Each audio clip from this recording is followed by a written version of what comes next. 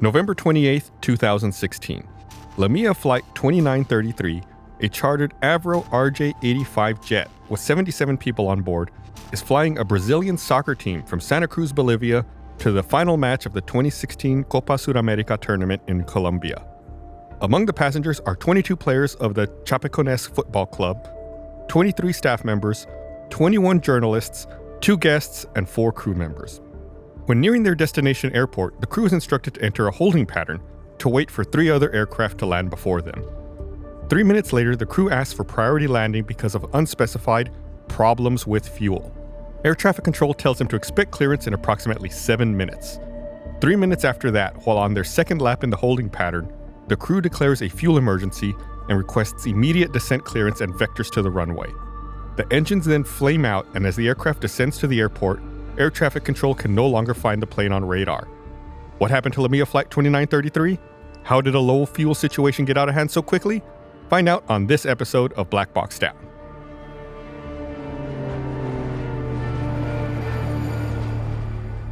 Hello everyone, welcome to Black Box Down. It's Gus and Chris. Hello Chris. Hi guys. We're here doing another episode. Just as a reminder, if you listened to the last episode, this episode might sound a little different again than our regular ones. Hopefully it's still good. We have a slightly improvised recording set up right now, but should still be good. Yeah. Just letting you know, in case anything sounds weird.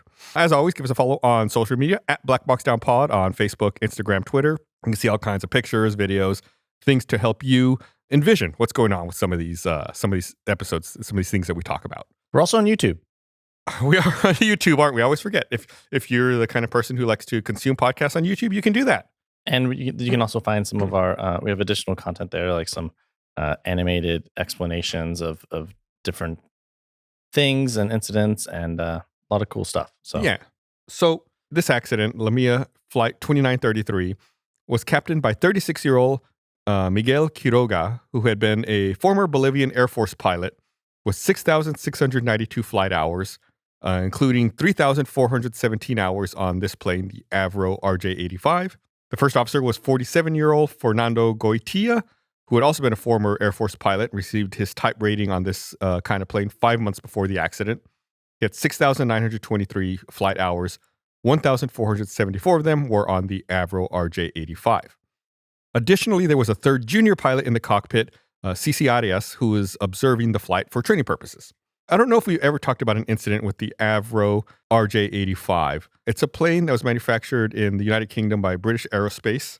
So I'm gonna use some of the terminology we've learned throughout this podcast, Chris. Okay, I'm ready. It's a high-wing cantilever monoplane with a T-tail, and it's powered by 4 geared turbofan engines mounted on pylons underneath the wing. High wing. So the wings. So if you were to look out the window, the wings would not block your view. They'd like above the fuselage? At the top of the fuselage, okay. Yeah. The wings kind of almost angled down a little bit from the fuselage down out to the tip. And it's got a T-tail. So if you think about the tail of a plane, lots of times the horizontal stabilizer is like kind of almost like part of the fuselage. In a T-tail, the horizontal stabilizer is at the top of the rudder, at the top of the tail, like a capital letter T. Oh, okay. We've talked about some planes that have this. I think like a McDonnell Douglas MD-80 is the one that quickly comes to mind as far as T-tails. Okay. Capital T. Capital T. Like I think normally it would be like a cross. Yeah. Maybe, or a lowercase t. Yeah. Because the horizontal stabilizers typically, well, when you think of a plane, most likely you think of it being like in part of the fuselage. But in the T-tail, it's up at the top. And it had 4 engines that are mounted, obviously 2 under each wing. Aircraft operates very quietly and was marketed under the name Whisper Jet because it was so quiet. And just because we were talking about fuel already in the intro, the fuel tanks have a capacity of 9,362 kilograms, which is in pounds is about 20,639 pounds. So just over 20,000 pounds. Seems like a lot of fuel, but I don't know. Yeah, it's quite a bit. So the first question, before we even dive into this, do you think it's weird that a Brazilian soccer team is flying to a game in Colombia from Bolivia? Well, now that you mention it, sure. But it seems like a roundabout way. You think they would fly straight from Brazil to Colombia? Yeah, I don't know. I mean, I assume there's some sort of sports reason for that. I don't know. Valid. And I know nothing of sports, so Well, they were going to the championship game of this tournament. Very well known, very well respected tournament. And this was the flight that was taking them there. The flight was going to be in Colombia. It was going to be in Medellín, Colombia. So that's where they were flying to from Santa Cruz, Bolivia. And it was coming up. So everyone's very excited on the plane. It's a charter plane for that. So the initial request if you hear me say Chapecoense, that's the football club. That's the soccer team. Okay. So the initial request by Chapecoense to charter the flight was from Sao Paulo, Brazil, to Medellín, Colombia, but it was refused by the National Civil Aviation Agency of Brazil because of the limited scope of the freedom of air agreements between the two countries. Oh, right. They got beef. Well, it's not so much that they have beef. They don't have an agreement, actually, we could say. So under the International Civil Aviation Organization rules, it would have required the use of a Brazilian or a Colombian airline for such a service, since they're flying from Brazil to Colombia. Oh. So that's why Lamia was a Bolivian charter airline, and they were headquartered in Santa Cruz. We'll get into the specifics of how it happened, but that's why they have to fly this flight from Bolivia to Colombia. I don't know why they didn't just pick a different flight I don't know. I wish I could answer that. So the football club arranged a flight with Boliviana de Aviación from Sao Paulo to Santa Cruz, Bolivia, in order to keep their flight with Lamia from Bolivia to Medellín, Colombia. And the obvious question I have here, after getting to this point in the story, is shouldn't Lamia have known better about this? Shouldn't they have known, hey, we're not allowed to fly from Brazil to Colombia like this. So why even bother putting the request through? So they made the request and then they got denied the request. And then so the soccer team flew from Brazil to Bolivia to get on the charter plane in Bolivia to then fly to Colombia. Yeah. It's puzzling. I don't know. I have no idea. Maybe they just had a private, jet or something, or a pre-existing relationship. Maybe they had a coupon that was about to expire. One free private flight. Yeah. But and then so they went to their normal guy and and then they're like, oh, we can't do that. Right. They tried and maybe they weren't paying attention. Maybe we could have snuck it through, but they caught us. I don't know. It's weird. The whole setup here to begin with is weird. So the flight crew anticipated a fuel consumption of about 8,858 kilograms or 19,528 pounds for their planned route of 1,611 nautical miles, which included 200 kilograms or 441 pounds for taxiing. And that's from Santa Cruz, Bolivia to Medellín, Colombia. So this is the Brazilian team's already in Bolivia. Correct. Okay. Correct. We're just going to deal with the Bolivia to Colombia leg. So after fueling in Santa Cruz, Bolivia, the flight had 9,073 kilograms or 20,002 pounds of fuel on board. We're already starting to run a little close here, aren't we, Chris? Wait. The crew anticipates they're going to need 19,528 pounds of fuel, and they have 20,002 pounds of fuel on board. Oh. Those numbers are really close to each other. But isn't the max that it can do? Didn't you say it was 20,000 pounds of fuel is about the max? Yeah, the max is about 9,362 kilograms, and they anticipated they were going to need 8,858 kilograms. And they fueled up with 9,073 kilograms. So almost full of fuel, but not quite full. And even then, it's close. That's cutting it real close. Yeah. Why wouldn't they just fill it up all the way? That's a good question. We're going to get into that. So the distance between Santa Cruz, Bolivia, and Medellín, Colombia airports is about 1,598 nautical miles. And the original flight plan included a fuel stop at Cobija, which is 514 nautical miles from their origin airport. And then they would fly the remaining 1,101 miles to Medellín for a total of 1,615 miles. Okay, so that's why they didn't fill up all the way, because they're going to stop to get fuel. Right, they're going to stop on the way, get some gas. All right. However, there was a delay before taking off because one of the players in the plane wanted a video game retrieved from the plane's cargo hold. Oh my God.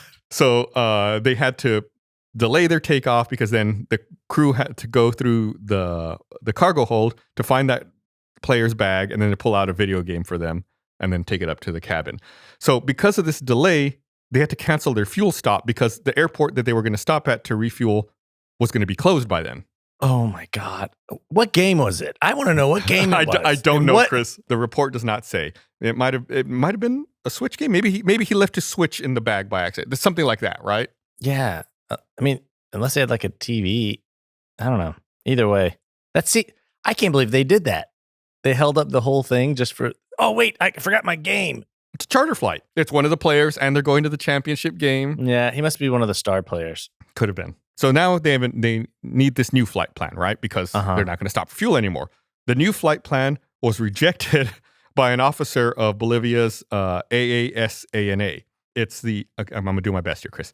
Administración de Aeropuertos y Servicios Auxiliares a la Navegación Aérea. It's the administration of airports and auxiliary services for air navigation.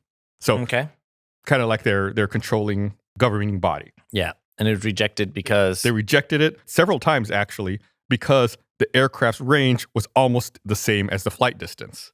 Yeah. So like they're trying to file this flight plan, and the AASANA is like, no, we're not going to approve this. The flight you're trying to file for is almost the maximum range of this plane. Then eventually another officer steps in and approves the flight plan. Oh, why did he approve it? It's like it's a famous soccer team. We'll get into that. Oh. At around 9:16 p.m. And get that kid his video game. Right. At about 9:16 p.m., about 180 nautical miles from their destination, the aircraft displayed a low fuel warning. So at this point, they're about 77 miles from Bogota, but the crew took no steps to divert there, nor did they tell air traffic control about the situation. So the low fuel light comes on 180 miles away from where they're going. They don't tell anyone, and they're 77 miles from another major airport. When the low fuel thing comes on, like how low is that? I mean, do they know? Yes, they do, because the manufacturer gives all of these details. Once the low fuel light comes on, I believe, if I'm going off memory here, I know I have it written down in here somewhere, but I believe that the manufacturer says that they can fly for another 23 minutes at that point. They guarantee, well, not guarantee, they say you have about another 23 minutes. 23 minutes of flight. Yeah. A minimum, about 23 minutes of continued operation at cruise power, or a descent from a high level, an approach, a go around, and a further approach to land. So not a lot. So they're 180 miles away, and they have about 23 minutes to make it there. And how fast are they going? I don't know their speed. But that's still, I mean, I've played that game in a car, but when your car runs out of gas, you don't fall out of the sky. Yeah, you just gotta walk or get a ride to get some gas. Right. So the flight continued on its course and began its descent towards Medellín at 9:30 p.m. After another aircraft with a suspected fuel leak diverted to Medellín, air traffic control gave them priority and instructed La Mia Flight 2933 to enter a racetrack-shaped holding pattern at the Rio Negro VHF omnidirectional range radio navigation beacon. And then they had to wait for 3 other aircraft to land, and then it would be their turn. So there was another plane that had a suspected fuel leak, so they were given priority to land in Medellín. This flight we're talking about, La Mia 2933, is told, go out and hold. After them, there's 3 other planes that need to land in front of you, and then you can come in and land. So this is typical. Yeah, but they didn't communicate that they were like, hey, we're running out of fuel? No, they have not told anyone this so far. Oof. So while waiting for the other aircraft to land during the last 15 minutes of its flight, the RJ-85 completed 2 laps of the holding pattern, which added another 54 nautical miles to its flight path. At 9:53 p.m. Wait. When did the low fuel, what time? The low fuel come on? At around 9:16. 9:16. Okay. And so they began their descent at 9:30. That's the 14 minutes later. And they're guaranteed 23 minutes. Well, not guaranteed. They can expect 23 minutes. So then at 9:53, with the aircraft nearing the end of its second lap in the holding pattern. Oh, wait. 53? Yeah. So even more time has passed. That's past the recommended amount that they would have, right? Right. So now there are 37 minutes have elapsed since their low fuel warning came on. And the manufacturer is probably going to err on the side of caution until you have less. But, I mean, that's like a third of what their entire amount was going to be, right? What do you mean? In minutes wise, because it was like, So yeah, it's 37 minutes have passed, and they could have expected about 23 minutes. So yeah, they're, you can say they're about 50% over. 50% over. Yeah. So at this point, now we're talking about 9:53. They were getting towards the end of their second lap in the pattern. Engines number 3 and 4 flamed out due to fuel exhaustion, and that's the two engines on the right wing. Engines 1 and 2 continued to operate, but they also flamed out 2 minutes later. What time is that? That would be 9:53 and 9:55. Oh my God. So, and they didn't say anything to anyone at any point. At this point, yeah, this is when they're like, hey, we have a fuel thing. Yeah, at first they say they have unspecified problems with fuel. And Unspecified it's pretty clear what the problem is. So shortly before 10 p.m., the pilot reported electrical failure and fuel exhaustion while flying in Colombian airspace between the municipalities of La Ceja and La Union. An air traffic controller radioed that the aircraft was 0.1 nautical miles from the Rio Negro VOR, but its altitude data was no longer being received. The crew replied that the aircraft was at an altitude of 9,000 feet. Okay. However, the procedure for an aircraft coming in to land at this airport says that it must be at least at an altitude of 10,000 feet while passing over that Rio Negro VOR. Oh. Why? Because mountain? Mountain. Mountain. Air traffic control radar stopped detecting the aircraft at 9:55 p.m. local time as it descended among the mountains south of the airport. No. At 9:59, the aircraft hit the crest of a ridge on a mountain known as Cerro Gordo at an altitude of 2,600 meters, which is 8,500 feet, Oh my while God. flying in a northwesterly direction, with the wreckage of the rear of the aircraft on the southern side of the crest and the other wreckage coming to rest on the northern side of the crest adjacent to the Rio Negro VOR transmitter facility. So they like scraped the top of the mountain. Basically, half the plane, the back half of the plane ends up on one side and the front half ends up on the other. So where the aircraft crashed, it was near this VOR. It's in line with the runway 01 at the airport, about 9.7 nautical miles from the southern end. So they were less than 10 miles away. And they would have been fine if they'd made it over that mountain, right? Because even without fuel, they could have kind of glided down, right? Yeah, conceivably, yes. So they were probably about, I don't know, 30 feet. It's hard to say. But a short amount, not a great amount of distance. Like they probably. I mean, I don't know how big that mountain is. Maybe there was another thing in the mountain, but there might also have been trees. Yeah, but like they were. Oh my God, not. This is crazy. Okay, go continue. And then, as a result of the crash, 71 of the 77 people on board were killed in the crash. So 6 people did survive. Heavy fog in the area initially prevented helicopters from the Colombian Air Force from reaching the site, and first aid workers arrived 2 hours later to find 100 meters in diameter of debris. And early in the next morning, 6 people were found alive in the wreckage. On the afternoon of the 29th of November, Colombia's Special Administrative Unit of Civil Aeronautics, UAEAC, reported that both the flight recorders had been recovered undamaged. So it seems pretty cut and dry. Yeah. Plane going further than it should have, ended up running out of fuel. Well, they had to hold, ended up running out of fuel and crashed into a mountain. And I know this sounds really scary. Yeah. Because you start to wonder, like, oh, what if a plane I'm on runs out of fuel? I feel like I should mention, this is illegal. You cannot do this.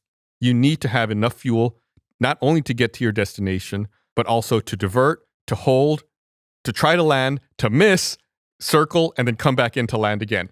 And then have 45 minutes or 30 of fuel on top of that. And that's why it kept getting denied. Right. Normally, you need to have much more fuel. They were trying to put in just the amount they needed to get there and nothing else. Because remember, we've talked about this before, where if you carry more fuel, you burn fuel. You burn fuel to carry fuel. Yeah. So, but there is a minimum you need to carry, and this is way below the minimum. You cannot do this for this reason. What if something happens? What if you have to hold? What if you need to divert?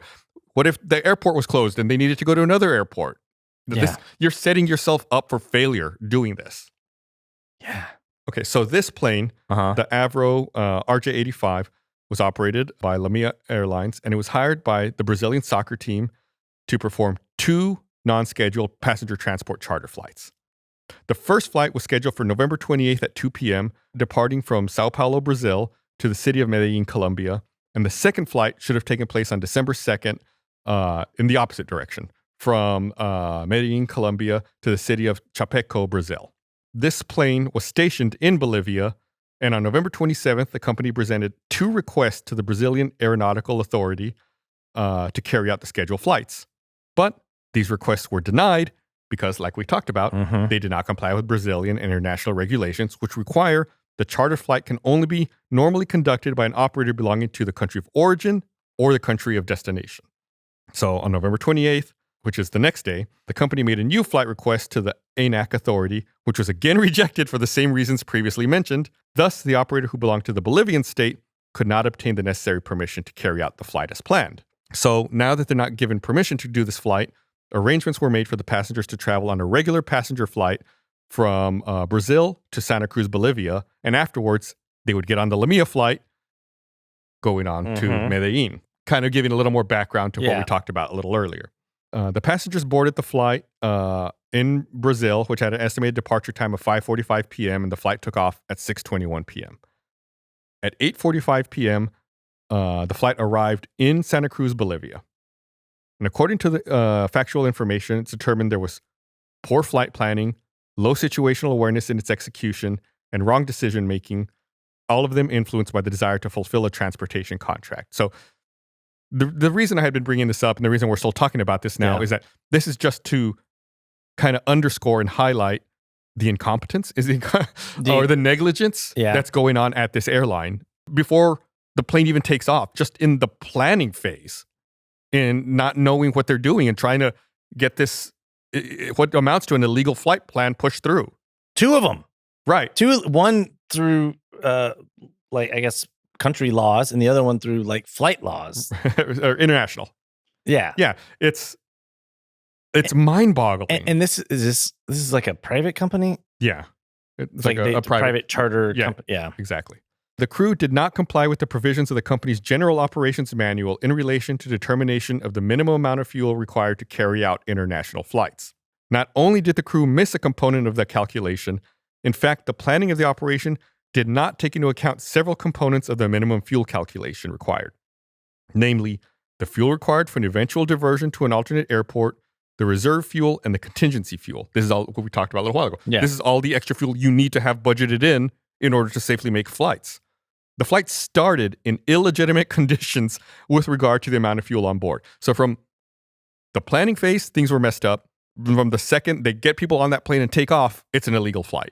You are not allowed to fly like this. And I like that you referred, it's illegal to do that, because it's like, it really emphasizes the point of, like, it's not like just bad policy or like, they shouldn't have done that. But no, it's against the law. Right. These are the rules written in law in order to prevent things like this. Yeah. It is evident within the investigation that there was an indication of low fuel level at approximately 2:15:47 hours. That's GMT. So 9:16 is what I had written. When the aircraft was flying at a cruising altitude of 30,000 feet, when it was approximately 18 minutes before reaching the starting point for descent. So when that warning came on, from their planning, they knew they were about 18 minutes before they were going to start their descent. So, and if they knew they had 23 minutes of cruise, they're really pushing it. Yeah. When they said they had to divert, they should have been like, we can't, right? What they should have done when that low level light came on initially at this point that we're talking about right now. Oh, they should have diverted to the other airport. They should have just diverted to Bogota at that point. Despite the alarm warning, the crew did not perform any action nor carried any communication procedure or made any request to ATC to let her know about their situation in order to be able to handle it according to operational situation being faced. So if they had alerted air traffic control, that they were facing the situation, air traffic control would have helped divert them or could have done more to assist them or given them priority to land if they declare a fuel emergency. And it's like, okay, then everyone else needs to get out of the way. This plane needs to come straight in. But they never told anyone. Because they didn't want to, I guess, get in trouble for their illegal flight. I think you're onto something, Chris. I think you're really onto something. Sometimes when I get caught up in the business of work, errands, and chores around the house, I can feel it's hard to get a sense of adventure in my day-to-day life. Going for a walk or a run or just being outside, it's a nice escape, but I've been especially loving exploring the city on my electric e-bike. I love this bike. Like anyone I talk to, it's like it comes up immediately. My neighbors are asking me like, "Hey, we see you on a bike all the time." I pull over and I'm like, "Let me tell you about electric e-bikes," and they're like, "Oh my god, I can't believe he's talking about electric e-bikes again," because I ride it everywhere, like to stores nearby, to restaurants, like any excuse to get on my electric e-bike and bike somewhere. I love it. I feel like I'm really getting to know the area around where I live, the streets, what's nearby, because normally I feel like I'm just trying to get point A to point B as quickly as I can. But with my electric e-bike, I'm really enjoying the ride itself. Electric e-bikes cost way less than the competition with quality, feature-filled models, finance as low as $133 per month. They also include powerful removable battery, bright LCD display, 7-speed gearing plus 5 levels of pedal assist to power your ride. Plus, you can lower your gas costs and reduce your carbon footprint. You can even make it your own by customizing and adjusting your e-bike to fit your lifestyle. Every electric e-bike is foldable and ships for free, fully assembled. You don't have to take my word for it. There are over 250,000 dedicated riders on the road so far. So right now, you get out there, find adventure with electric e-bikes. Visit electricebikes.com to learn more. That's LECTRIC ebikes.com. The emergency checklist and abnormal procedures of the aircraft as a regular practice describe the procedures the pilots must perform when alarms such as low fuel level indication are activated. According to the checklist, after performing the procedures established, the left-right feed low-level warning alarm continues. The manual states that landing is required as soon as possible. So basically, it's just saying there's a checklist for if the low fuel light comes on, you run it, and if the low fuel light is still on, you land. So it's making sure the checklist being like making sure there's not a false alarm or there's nothing else. But like if you run the check, that means you're actually out of fuel. Go land. Exactly. You nailed it, Chris. 100%. In effect, the procedure describes that once the system warns the crew of the indication of a low fuel level, as an immediate measure, it must land as soon as possible since the fuel remaining in each feed tank and the corresponding fuel line can feed the engine to a minimum of 23 minutes continued operation at cruise power, or a descent from high level, an approach, a go around, and a further approach to landing. So that's why it's kind of hard to say exactly how much fuel they had left, because if they had 23 minutes of cruise, they cruised for another 18 before beginning their descent. When you start your descent, you pull your power back, so you're consuming less fuel. Yeah. So that's why they still had a little bit of fuel left and were able to circle for a little while. They also, if they had immediately began a descent, they could have done an approach, a go around, and another approach to land at an airport. As evidently shown within the investigation, the crew of the flight had considered another airport. It was El Dorado Airport, the one in Bogota, as an alternative aerodrome. However, the criteria that the crew used to make the decision to continue the flight to Medellín could not be evidenced, even knowing Bogota was only 77 miles away.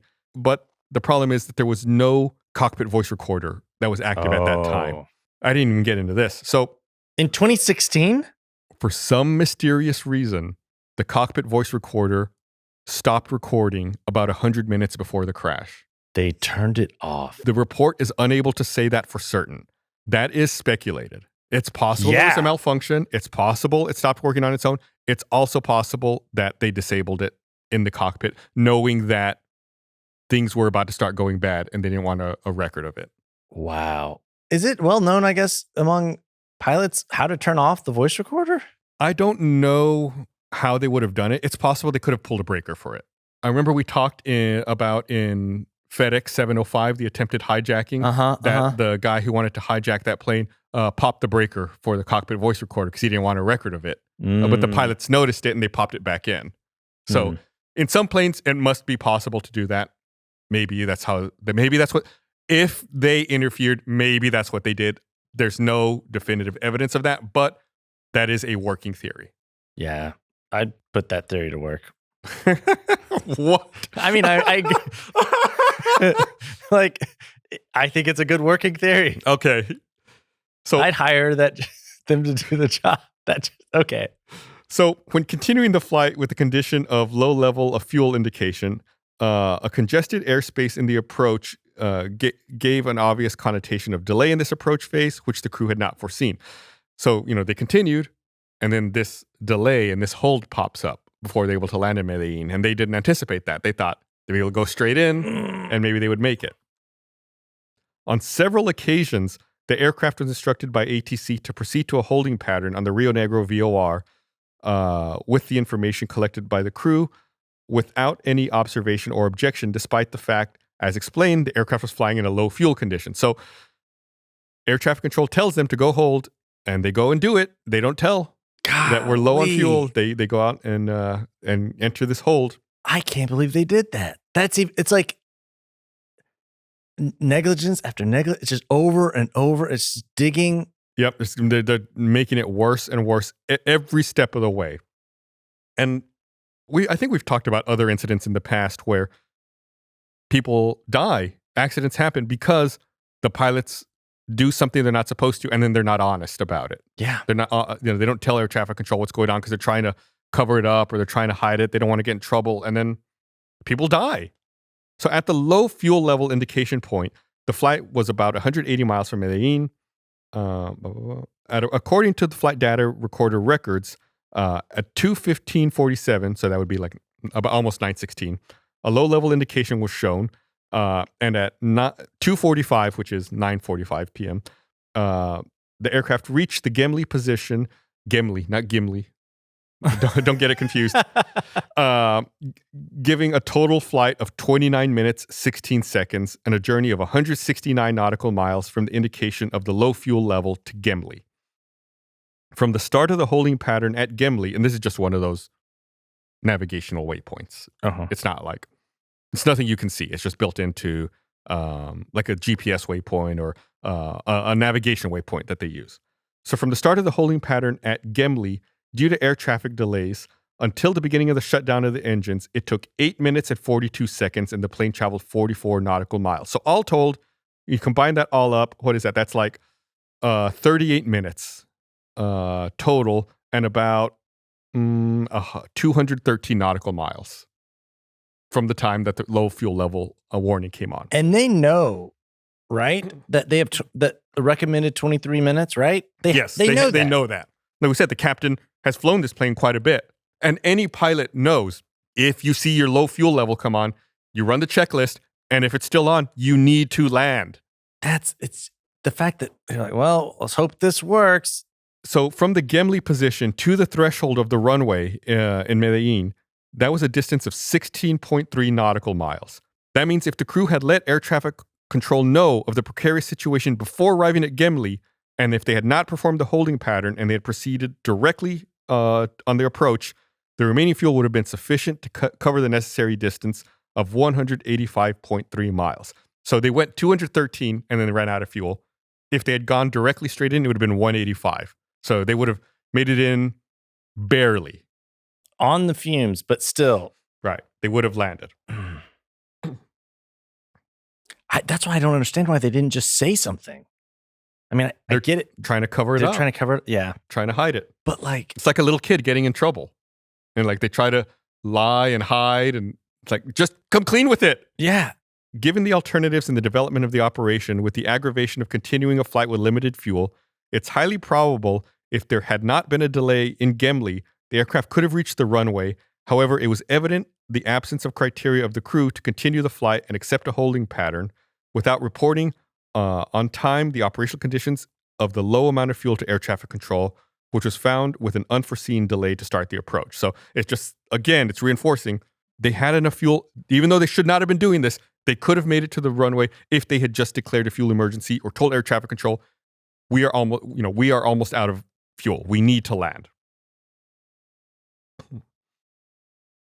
When starting the approach phase to the Rio Negro VOR, the crew requested to join Gemli, and again, the crew omitted any communication of the critical fuel situation being experienced by the aircraft. The aircraft reached Gemli, made a holding pattern, and on the second approach at 2:49, so this would be 9:49 p.m., reported, Lima Mike India 2933 210 on approach, request priority for the approach. We have a fuel problem. This is what we talked about earlier. They are underselling the severity of what is going on. Their engines are out, right? The engines are about to go out. The number 3 and 4 engines are about to go out. Because you said they said that at 2:49. Yeah, so it'd be 9:49. Yeah, so 9:49, and then they lose one engine at 9:53, the other one at 9:55. So So yeah, they are 4 minutes away from starting to lose their engines, and they just say they still don't declare a fuel emergency. At that point, though, could they have done anything different? I mean, if they had, say they declared a fuel emergency at that point, were they at this point not able to get there in time? They probably would have run out, but maybe they would have been able to immediately vector to the airport and have a little more altitude and clear the mountain. Yeah. Because, it seems like they just were close. If they got, I don't know, I mean, it depends on how big the mountain is and stuff and how far, but if it's like... Well, they barely clipped it. So anything to save even seconds would have made a huge difference. Granted, they may still not have made it to the runway, but they would have cleared that mountain. Like I said, they had this request for priority for the approach, but it did not correspond to declaring minimum fuel status or mayday for fuel. At this moment, more than 13 minutes had passed since air traffic control at Bogota had instructed them that they should proceed to a holding pattern on the Rio Negro VOR. So they just requested priority. They did not say minimum fuel status or mayday. Emergency. This is an emergency. They should have declared a mayday. And I'm just curious, and you may not know this because it may vary, but whenever they were told, hey, circle around, we got to let this one plane come through and then 3 other planes, like how long presumably would that take for the 4 planes to land? It's going to take a little while. I mean, especially if they're in a holding pattern. I can't give you a definitive answer, but I mean, they might be looking at 15, 20 minutes maybe, depending on how far they are or what's going on. Like this is a problem. When they said, hey, we got another plane and then 3 other planes, it should have been, that's God. I know, it's frustrating. It's really, really frustrating. The air traffic control announced to Lamia 2933 that it would provide vectors and communicated a 7-minute estimate to begin the approach. So they say, the flight says, we request priority. Air traffic control acknowledges that and says they can expect to begin their approach in 7 minutes. So even with a priority request, like it's still going to be a minimum of 7 minutes to get you in. But they didn't. So they didn't declare an emergency. They still have not declared an emergency.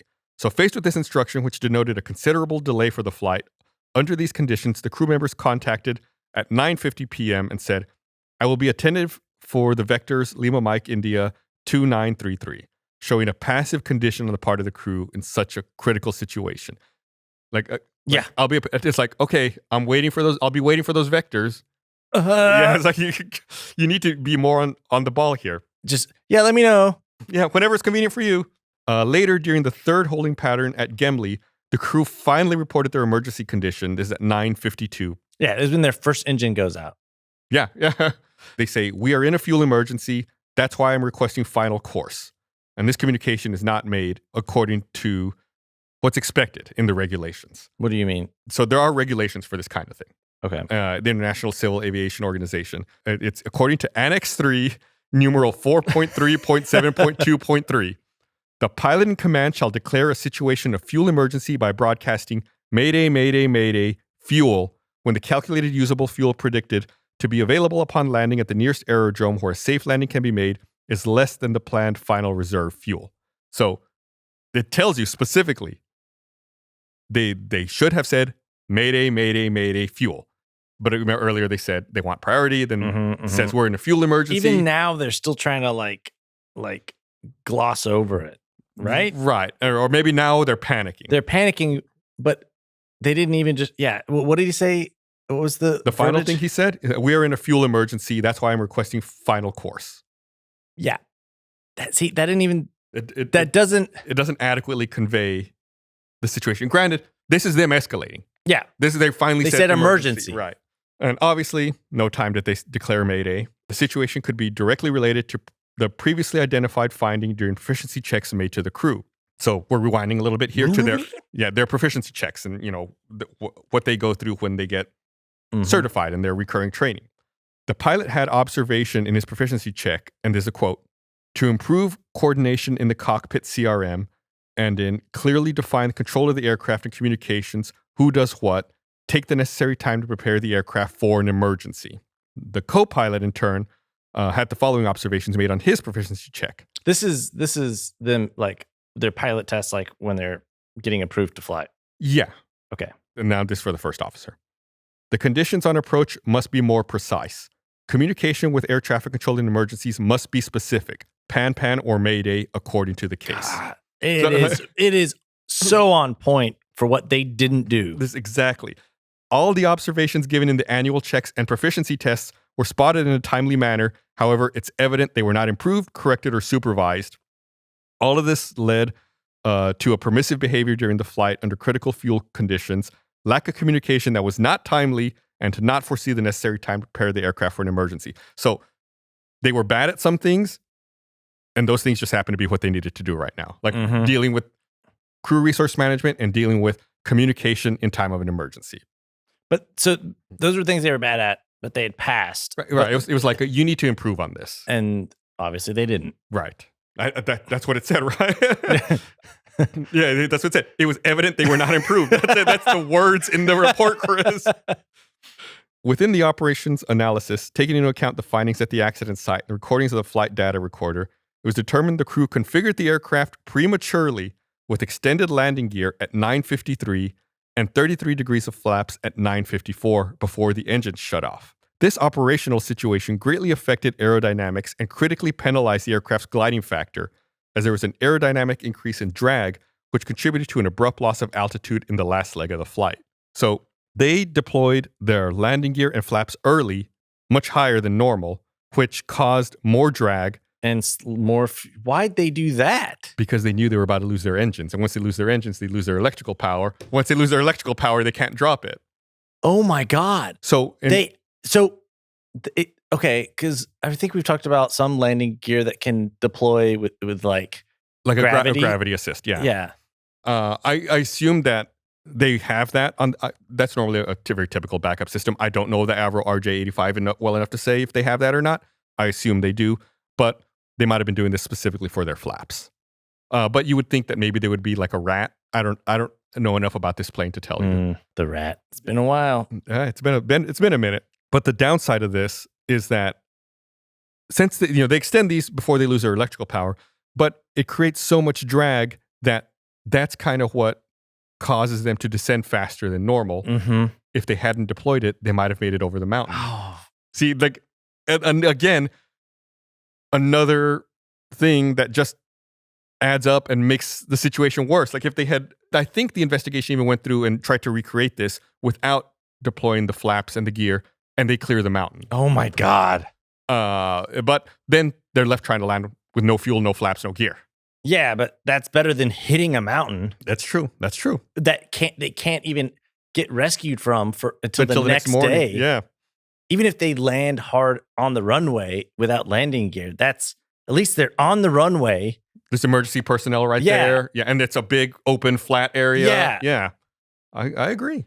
Similarly, taking into account the evidence of the occupants surviving the accident, the corresponding calls were not made by the cabin crew to get the cabin ready before an imminent fuel starvation and emergency descent. So they never even They didn't tell anyone in the plane what was going on, if there was a problem. Pilots. Yeah, some of the survivors say that they were just sitting in the plane, then all of a sudden the lights went off. And they were like, and the engine shut down, and everyone in the cabin was like, what's going on? Oh my God. Then did they say something? No, because by then the electrical system's out. They can't make an announcement. Could they be like, hey, buckle up? Right, nothing. I know they can't even know. They don't even know that because somehow mysteriously the cockpit voice recorder wasn't working. Oh my God.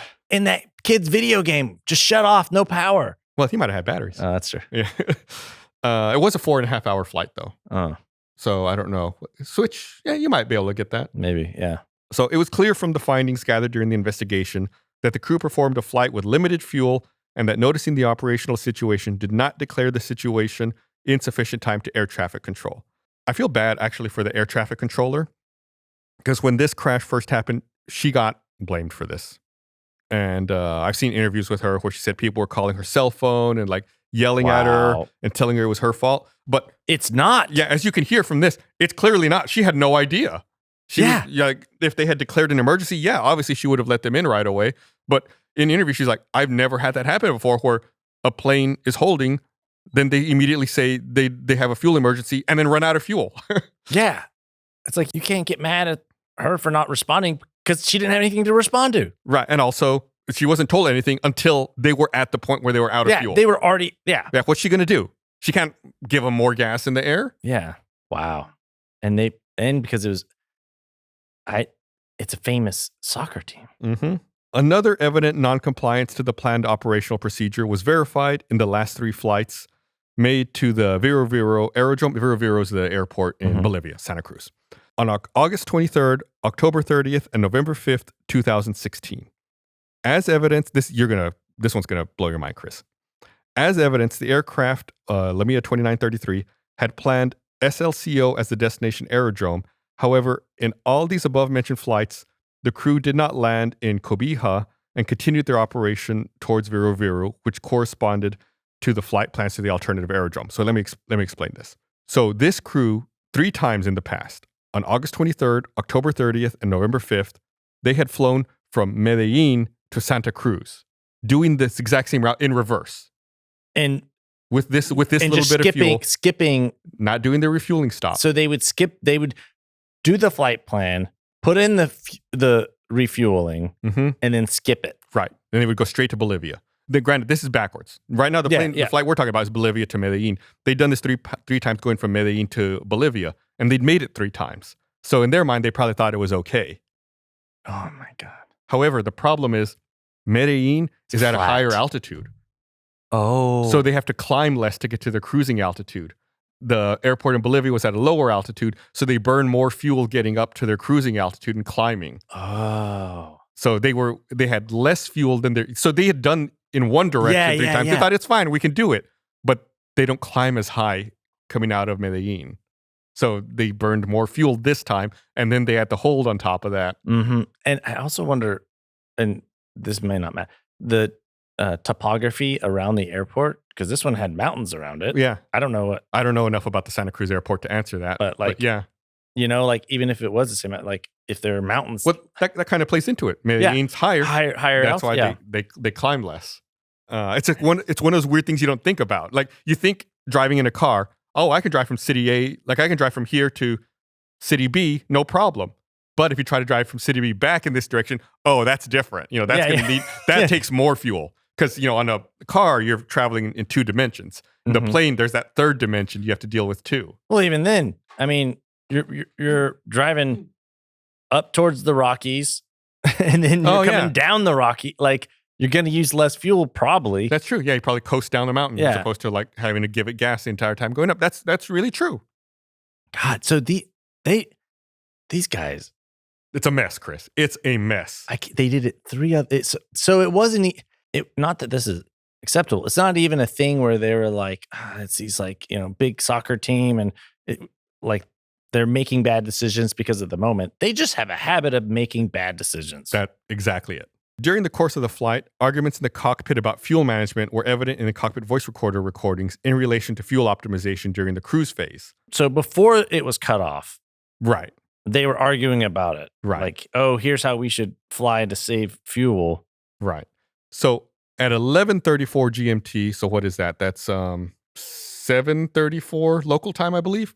Located in the north of Bolivia, in the vicinity of the border, the crew assured that their stopover airport was a safeguard of refuel, which is why they had that refueling option at the beginning of the flight. So they're flying, they're still in Bolivia, and they're like, yeah, we don't really need to worry about stopping to refuel. That was just like a safeguard. We don't need to actually do that. Yeah, I I can feel it, Chris. About an hour later, 107 miles before entering Colombian airspace, the crew members learned about the fuel insufficiency situation, commenting, "This thing is screwed." There at this point, they thought about the possibility of going to Bogota. And finally, the decision of the crew was to proceed to Bogota. They're like, let's go ahead and go to Bogota. But after contacting air traffic control in Bogota, they were given instructions that were Lima Mike India 2933, received your radar contact, flight level 300. I confirm your route is authorized to proceed to Rio Negro via Aruxa, Pabon, waypoints. After this instruction from air traffic control, the pilot commented on the cockpit voice recorder, "They're already directing us, brother." So they were rerouting. Right, they were about to decide to go to Bogota. Then they get instructions, and this new path telling them how to get to Medellin is very direct. So they think, oh, they're sending us directly to Bogota or directly to Medellin. We're fine. We don't have to worry anymore. So they were worried about getting like rerouted and stuff. But they're like, oh, wait, we got it. Never mind. Yeah, they're sending us straight there. Don't worry about it. And then they had to that plane with the fuel issue, an actual fuel issue. Right. Then it delays it. Yeah. Because like we said, even if they had gotten there, they would have barely made it, but they had enough fuel to do it. Faced with an evident deficiency in the management of the fuel during the flight, with evident comments on the manner, the air traffic control instruction probably generated an excess of confidence in the crew, knowing the route would be shortened at some points. The situation was known in the recordings when they ask, it's heard on someone asking the pilot, "Are you not going down to Bogota?"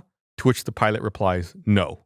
At 1:01 during the recordings, the calm and safety of the crew were more evident despite the situation when the pilot affirms, "The good thing is to take the decisions calmly. We analyzed it. We already saw it." To which another pilot responds, "We have already analyzed it. We have already seen it." So they're kind of like, yeah, we're fine. We looked at it. We thought about it. We came up with our plan of action. They're kind of like, yeah, but Like, it's still a bad plan. They're talking themselves into like, we made a good decision. Yeah, we're good. Yeah, we thought about it, right? Yeah, we're good. Yeah, this we're makes good. sense. We're good. It is evident that after listening to the communication the crew members had with air traffic control, the crew did not use the standard phraseology and the procedures that are used to declare minimum fuel status, or the one of Mayday, Mayday, Mayday, due to an emergency. The priority request was used by the crew at 2:49 and at 2:56, declaring fuel emergency. So they requested priority, and then 7 minutes later said they had a fuel emergency, and that's when they start losing their engines. So it's so far it's complicated, but it's cut and dry. Yeah. This is one of the longest scripts we've ever done. I'd say normally these scripts that we read off of are about 10 pages long. We've been recording for about just under an hour. We're at page 9, and there's 16 pages in this script. No. But hey, if you're listening, I bet these next 7 are crazy. So from here on out, and I'm just saying that because from here on out, this is all conclusions. Like, that's how many conclusions there are. So that's how many mess ups they had, right? That were like, should have done this, should have done this, should have done that, should have that. We have 7 pages of conclusions. That's almost a normal script by itself. I want to know about the guy who said it was okay and let them fly, and I want to know, I want to know if there were like criminal stuff at the end. Oh, you're jumping ahead, Chris. We're gonna get to all that. I'm teasing. So, the pilot in command's language proficiency certificate had expired. Necessary requirement for an international flight that would fly over a state whose language was different than the Spanish language, and the co-pilot did not have a language proficiency certificate in his license. So remember, this is very international. These are Bolivian pilots who speak Spanish going to Colombia where they speak Spanish, but they're carrying a Brazilian passengers who speak Portuguese. And since they're flying this, they should have had language proficiency certificates on their license, but they didn't. Okay. But it probably doesn't matter. They spoke Spanish and they were going to a Spanish-speaking country. It's probably okay, but it's just a footnote on here. Yeah. This is, out of everything in this episode, that's the most minor. If I could pick one and be like, that one probably didn't contribute, it was that one. The pilot in command in his last check of proficiency had been made the observation, improved coordination in the cockpit, CRM, and clearly defined control of the aircraft or communication, and take the time necessary to prepare the airplane in emergency. The co-pilot, in turn, had been made in his language proficiency check the following observations. Approach configurations must be more accurate. Communication with ATC in emergencies must be precise according to the case. Kind of what we talked about before. They were not great at communication. The aircraft complied with the inspection program ordered by the manufacturer. There were no systems failures or systems malfunctions before the flight. In view of the lack of records during the part of the flight and the state of the components after the accident, it was not possible to determine or rule out the occurrence of possible faults during the flight. So they're saying essentially that the plane passed inspection was fine, but there's some ambiguity because of the cockpit voice recorder not working. Oh. So they're saying there's possible faults, but come on. You know, these reports want to be very factual. They want to make sure everything's 100% correct. So they cannot definitively say that. After the accident, it was not possible to carry out an inspection of the fuel system due to the state of the destruction in which it was left. And although, according to available evidence, it is presumed there was no malfunctioning of this. So let's just say the fuel system was destroyed in the crash, but it doesn't look like it malfunctioned. Yeah. They also noticed during the crash, there's no fuel. There's no. I mean, it sounds obvious to say, but there was no post-crash fire. Yeah. Because there's no fuel. Like, it's pretty evident at that point. Say like, Yeah. well, the fuel system couldn't have malfunctioned because they went through all their fuel. The financial condition of the aircraft operator was deficient as a consequence of the lack of regularity of the flights and evident in the lack of complete organization and delayed payments to his employees. Oh. So the airline was in financial trouble. It was kind of behind in paying employees, which is also part of the reason they didn't want to put extra fuel in. They couldn't pay for it, and they didn't want to spend more money to burn more money. Yeah. And to make matters worse, I don't think this was in the official report. Maybe it was. To make matters even more complicated, the pilot was also a part owner of the airline, or the captain, I should say. So he was thinking in terms of the bottom line of the bottom airline. line, not just like, here's what I need to do to perform my duties as a captain, right, or a pilot, which is a conflict of interest, I think, in this case. Yeah, because he's trying to put profits and money over the safety. Yeah, when he's responsible, he has his hand in both. Hey, it's tales old as time. You are not kidding, man. The organization of the aircraft operator as to operational safety was deficient, without a clearly implemented operational safety management system, without risk management, and without tools that would allow adequate decision making to maintain an adequate balance between productivity and safety. So just more lack of organization at this airline. The aircraft operator did not comply with the fuel policies established in the operations manual in relation to the minimum quantities to be procured for international flights. In August, October, and November 2016, aircraft CP-2933 made 3 flights from Rio Negro to Viru Viru. In these operations, according to the flight plan, the destination aerodrome corresponded to Cobija. However, the crew continued the flight to Viru Viru that corresponded to the alternate aerodrome. When the crew decided to continue the flight to the alternate airport, it's likely they were not complying with the minimum fuel required. That's just kind of reviewing what we talked about. They'd done the flight 3 times in the opposite direction and skipped their fueling stop. The General Directorate of Civil Aviation, DGAC of Bolivia, had a monitoring plan for aircraft operators planned and implemented. However, no inspection records were found in the area of operations by the DGAC of Bolivia to the aircraft operator. So there was a plan to monitor aircraft operators. However, they couldn't find any records. Like of that company? Right. They just didn't keep records, or they didn't do it. Or they got rid of them? Maybe. We'll get into that a little more too. In compliance with regulations, Brazil twice denied authorization for CP-2933 charter flight as a foreign operator to proceed from Brazilian territory to a third country. The operator then planned the start of the flight from the city of Santa Cruz, Bolivia, and arrangements were made for the transportation of the passengers in another airline from Sao Paulo to Santa Cruz. The aircraft operator planned the direct flight from Santa Cruz to Rio Negro without stopovers and without complying with the requirements of minimum amount of fuel to carry out an international flight, since it did not take into account the fuel required to fly to an alternate airport, contingency fuel, reserve fuel, nor the minimum landing fuel. So again, just they did not pay attention to the law when it came to how much fuel they needed. When the aircraft operator submitted the flight plan from Santa Cruz to Rio Negro, apparently the AIS office noted an inconsistency since the estimated time en route was similar to the endurance time. This observation was not considered by the aircraft operator, and the flight plan was accepted at 8:30 p.m. So this is what we talked about earlier too. The flight plan gets submitted, and they're like, wait a minute, these numbers are almost the same. You can't do that. The aircraft was supplied with 1,636 kilograms of fuel in Santa Cruz for a total fuel on board of 9,073 kilograms.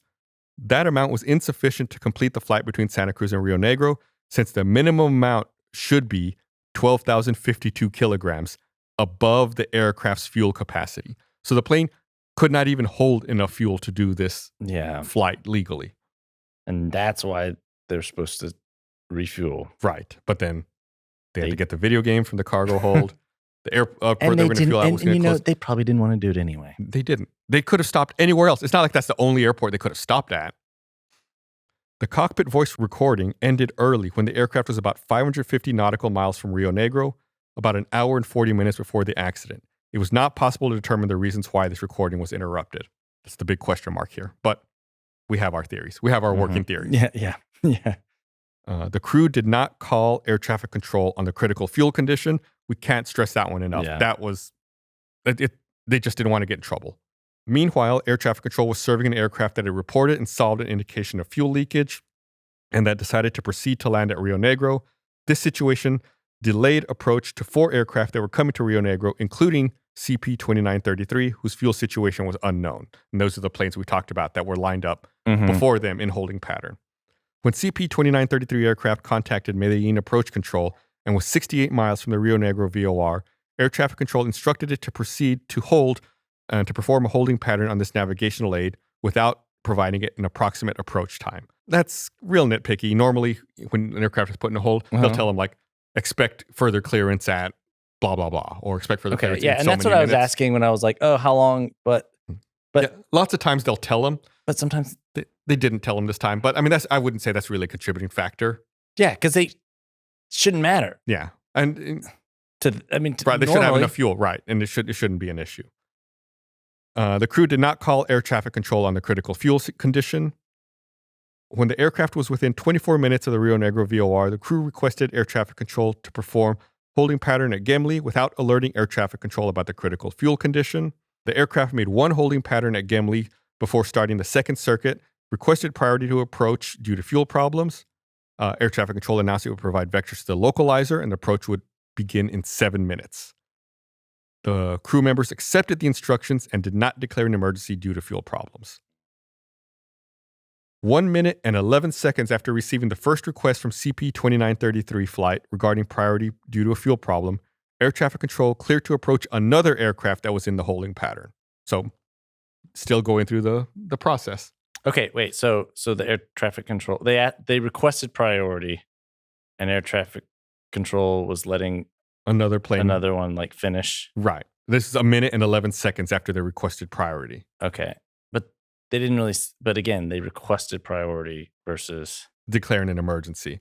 It might also have been an issue. I don't know the specifics of the layout. It might also have been an issue where this other plane was on the part of the hold where they were lined up, like flying towards the airport, and maybe CP-2933 was on the other side, flying away from the airport. So air traffic control thinks, well, I'll let them in. Then when CP-2933 makes the turn, I'll let them in behind them. Maybe. That's speculation on my part. That's like, they're already like pulling into the driveway. Right. Or it's like, they're going the correct direction down the street. That other one's going to have to make a U-turn. During the second holding pattern at Gemli, 3 minutes and 15 seconds after the priority request, the crew of CP-2933 declared the emergency without the use of standard phraseology. CP-2933 immediately veered to the left towards the Gemli approach section and abandoned flight level 210. Air traffic control told other aircraft to abandon the holding pattern to the west and cancel approach clearance that had been granted. So, when they declared this emergency finally, they stopped listening to air traffic control. They turned straight for the airport, and air traffic control had to move other planes out of the way until the other plane that was cleared to land, canceled their landing clearance, because now this other plane's operating in a way that she hasn't told them to. So she has to move everyone else out of the way. When starting the descent, CP-2933 extended aerodynamic brakes. Then at an altitude of 20,500 feet, the landing gear was extended. And at approximately 18,000 feet, the flaps were deployed up to 24 degrees. And like we talked about, they know that their engines are going out. So they're doing this early to try to do it while they still have electrical power. Air traffic control cleared CP-2933 to approach, warned crew members about wet runway, and asked if they needed any service. She also warned crew members about other aircraft that were ahead and below them. Did they respond? Did they say? I don't think they responded at that point. CP-2933's engines began to give indications of failure. At an altitude of 19,600 feet, engine number 3 shut down. At 18,876 feet, engine 4 shut down. Then at 17,946 feet, that's when they fully extend their flaps. At 17,290 feet, engine 2 shuts down. Then at 15,942 feet, engine 1 shuts down. And 7 seconds after the last engine shut down, the flight data recorder stopped recording. And obviously their electrical systems have gone down. But didn't they already pull it? Oh, this was the flight data recorder, not the cockpit voice recorder. Yeah. At this point, the aircraft was 15.5 nautical miles from the threshold of runway 01 of Rio Negro Airport, 5.5 miles from the accident site, with an airspeed of 115 knots and a ground speed of 142 knots at an altitude of 15,934 feet. The FDR, flight data recorder, worked properly, recorded a total of 53 hours, 57 minutes, and 12 seconds of data until the aircraft power went down. Subsequently, the crew members reported total electrical failure without fuel and began to repeatedly request vectors. So they're asking for directions, like which direction to turn to get to the airport. Because they can't. Wow. The air traffic control informed CP-2933 that it had lost them from radar, and CP-2933 reported it was on a 360 heading. Air traffic control instructed the flight to turn to a 010 heading and then to a 350 heading. They lost them from radar because it's possible that either they were low or their transponder stopped as part of the electrical failure, or maybe a combination of both. I don't know what kind of radar they have at that airport, but it's most likely actually the transponder losing electrical power. Upon air traffic control's warning to CP-2933 that it did not have its altitude, it responded with 9,000 feet and made a final request for vectors. Air traffic control informed crew members it was 8.2 miles from the runway, and no more calls were received from the flight or at that point. Aircraft CP-2933 hit the southern slope of a mountainous terrain just below the ridge of a mountain with an approximately 310 degrees heading. Subsequent to this impact, a trajectory of energy dissipation was generated from the initial point of impact with a 296-degree heading, which continued 140 meters downhill on the north slope of the hill until the lower part, where most of the aircraft debris were found at a site located at 8,240 feet. It's like you said, they almost cleared it. They clipped it, and then, because most of the plane was on the other side. Right. On the far side from where they were coming. Yeah. As a result of the accident, the aircraft was destroyed. 71 people died, and there were 6 survivors. The 6 survivors, either than the pilots? No. None. I don't think any of the crew survived. If I remember right, they did not. And I don't blame the kid who got his video game. He didn't know. It's not his fault. It really isn't. No. You I mean, they're like, they didn't have the time to stop the other, but they weren't going to stop anyway. Or like you said, or they could have stopped other places. Right. It's inexcusable. Yeah. If they had survived, do you think it'd been like arrests, like criminal negligence or I think so. Manslaughter or something? Especially because the captain was partial owner in the airline. And we haven't even gotten to the juicy part yet. There's some juicier parts coming up here. So those were all the conclusions. We have some contributing factors we're going to get to. So these are like things that didn't directly cause it, but these are things that lead to it. So premature configuration of the aircraft for landing during descent in holding pattern at Gimli. Since considering the absence of thrust, this configuration affected the plane's glide distance to the airport runway. So again, saying this increased their drag and caused them to descend more. Latent deficiencies in the planning and execution of non-regular transportation flights by the aircraft operator related to insufficient supply of the required amount of fuel. Specific deficiencies in the planning of the flight involved in the accident by aircraft operator. Lack of oversight and operational control of the flight by the operator. It did not supervise the planning of the flight, nor its execution, nor make a follow-up of the flight that would have allowed to support the crew in making decisions. Absence of timely calls for priority or declaring an emergency, or others by aircraft crew members during the flight, especially when fuel depletion was imminent in the descent phase, and when performing holding pattern, which would have alerted air traffic services to provide the necessary support. Organizational and operational noncompliance by the aircraft operator in the implementation of fuel management procedures, as it did not comply with the practices with the approval of the Bolivian DJAC in the process of the company's certification.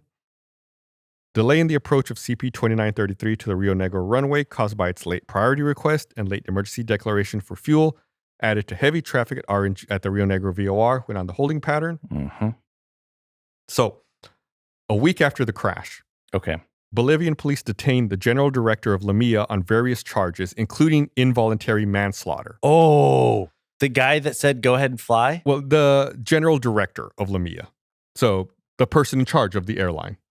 In charge of the airline, yes. not the person who okayed the flight. Correct. Okay. However, his son, who worked for the DJAC, remember them? I talked about them, Bolivia's National Aviation Authority, was also detained for using his influence to have the aircraft given an operational clearance. Remember, it was denied, and then finally... That was his son? His son was in charge of that organization. Or he wasn't in charge. His son worked at that organization. So the owner of the airplane company... Right. He was arrested for because of he set all this up, Right. and then the guy's son pushed them to say, "Let's just let him go. It's my dad." Right. Well, again, I don't know that that's how it happened, Yeah. but allegedly he used his influence to have the aircraft cleared. Wow. A prosecutor involved with the case told reporters that the prosecution has collected statements and evidence showing that participation of the accused in the crimes of misusing influence, conduct incompatible with public office, and a breach of duties. An arrest warrant was issued for the employee of Asana in Santa Cruz who had refused to approve Flight 2933's flight plan, and it was later approved by another official. Wait. The one who refused to approve it? Right. An arrest was sent for him? It was a woman, but yeah. Or for her? Yes. I don't know why they specifically went after her. It could be that just they were going to arrest her and see if they could charge her with anything. Or even just to get information. Right. She fled the country. Oh my seeking goodness. political asylum in Brazil. Oh my goodness. But she didn't do anything. She did what she was supposed to. Right. And she claimed that after the crash, she had been pressured by her superiors to alter reports she had made before the aircraft took off, and she feared Bolivia would not give her a fair trial. Oh my God. This was a complicated one.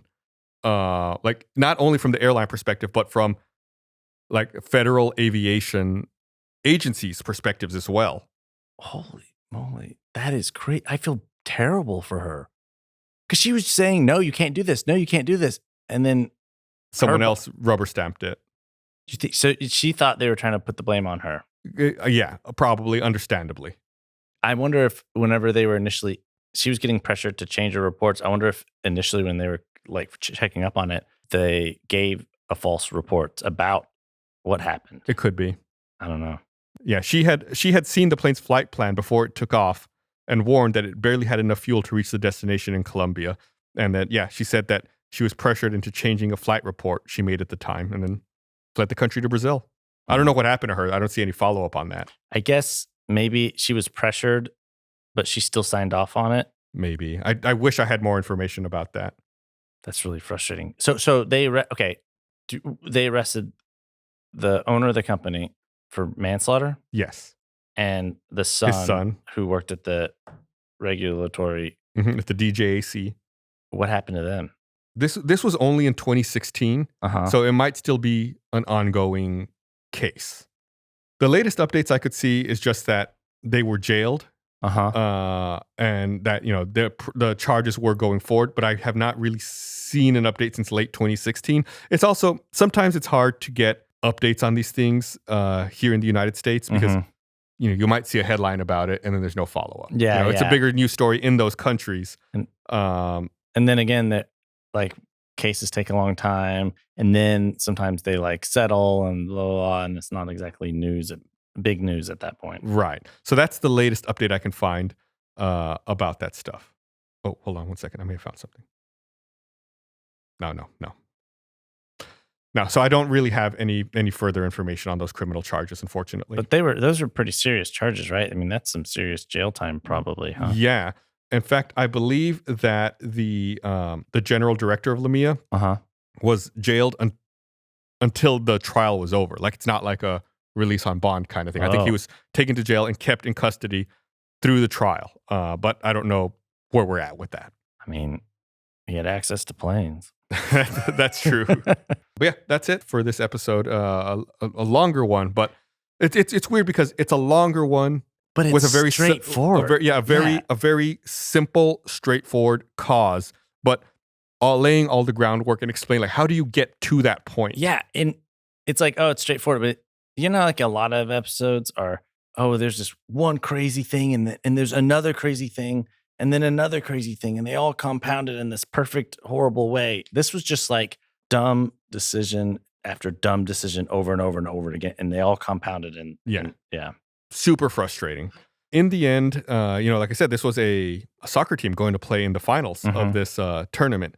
In the end, the team they were playing against acquiesced and let the Brazilian team, Chapecoense, they let them take the title. Right. Oh, so that's Chapecoense is the official winner of that tournament. That's I guess that's noble. That's good sportsmanship. Noble of them. Yeah. Yeah. I'm curious. I mean, and this is a whole other, probably other podcast, but if the owner was arrested for all that, I bet you there's a lot to dig down into the way they manage the airline. Because if there's just this one flight that we're talking about and the way it was, and these pilots, I bet you they have just a terrible record. Yeah, I'm sure they do. And by this point, they were in serious financial straits. I think this was the only plane that they were able to keep operational. I think they had a couple of others, but they were really like the airline was on the verge of collapsing already by the time that this happened. But yeah, so I'm curious to know, what do they dig up in the history of this airline? I don't know. But yeah, that's it for this episode of Black Box Down. Really a lot to dig into in this one. Hopefully you enjoyed it. I thought this was one of the most interesting ones I think that we've covered. I don't know how long this was, but it was good. It's coming, almost an hour and a half, not quite. But yeah, that's it. Give us a follow on social media at Black Box Down Pod, and we'll be back next week with another episode. Thank you. Please tell your friends and family and one weird uncle or aunt. Okay. just specific. They might like podcasts too. Yeah. All right. Bye.